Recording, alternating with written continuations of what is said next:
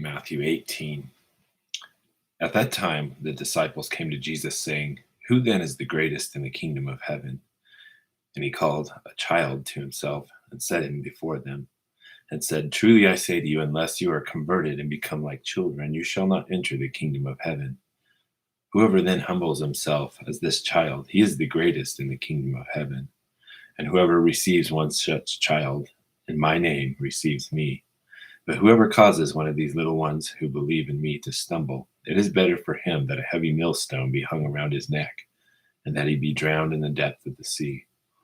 Woe to the world because of its stumbling blocks. For it is inevitable that stumbling blocks come, but woe to that man through whom the stumbling block comes. And if your hand or your foot causes you to stumble, cut it off and throw it from you. For it is better for you to enter life crippled and lame than having 2 hands or 2 feet to be cast into the eternal fire. And if your eye causes you to stumble, pluck it out and throw it from you. For it is better for you to enter life with 1 eye than having 2 eyes to be cast into the fiery hell. See that you do not despise one of these little ones, for I say to you that their angels in heaven continually behold the face of my Father who is in heaven. For the Son of Man has come to save that which was lost. What do you think?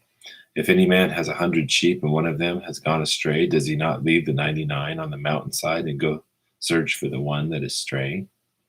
And if it turns out that he finds it, truly I say to you, he rejoices over it more than over the 99 which have not gone astray.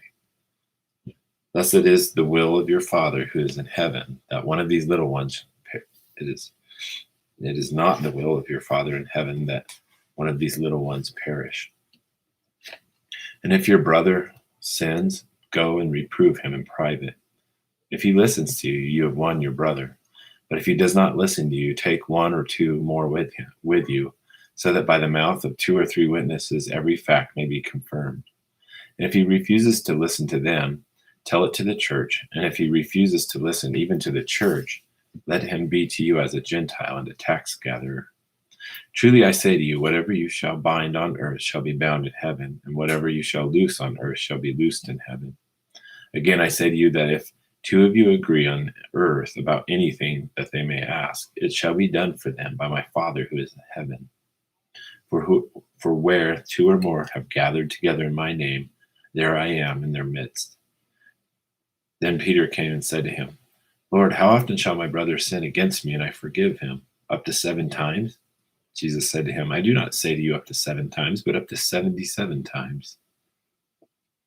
For this reason, the kingdom of heaven may be compared to a certain king who wished to settle accounts with his slaves. And when he had begun to settle them, there was brought to him one who owed him 10,000 talents. But since he did not have the means to repay, his Lord commanded him to be sold, along with his wife and children, and all that he had, and repayment to be made. The slave therefore, falling down, prostrated himself before him, saying, Have patience with me, and I will repay you everything. And the Lord of the slave felt compassion and released him and forgave him the debt. But that slave went out and found one of his fellow slaves who owed him 100 denarii. And he seized him and began to choke him, saying, Pay back what you owe me. So this fellow slave fell down and began to entreat him, saying, Have patience with me, and I will repay you. He was unwilling, however, but went and threw him in prison until he should pay back what he was owed. So when his fellow slaves saw what had happened, they were deeply grieved and came and reported to their Lord all that had happened. And then summoning him, his Lord said to him, You wicked slave, I forgave you all that debt because you entreated me. Should you not also have had mercy on your fellow slave, even as I had mercy on you?